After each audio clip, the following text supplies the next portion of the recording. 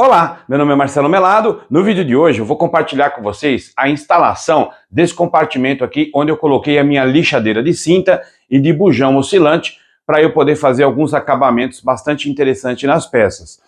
Eu vou mostrar o passo a passo de como foi feita a instalação dessa gaveta, o braço articulado.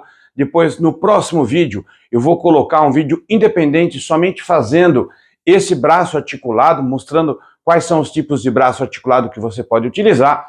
E para diminuir o custo e tempo também, demorou para chegar a essa peça, acabei fazendo esse braço de madeira e eu vou compartilhar com vocês no próximo vídeo para que vocês vejam também como é que é feito. Do mais, espero que vocês gostem desse vídeo, vou pedir uma gentileza, veja ele até o final, se você gostar, deixa seu like, compartilha, isso ajuda muito a produzir vídeos como esse no canal. Não é inscrito?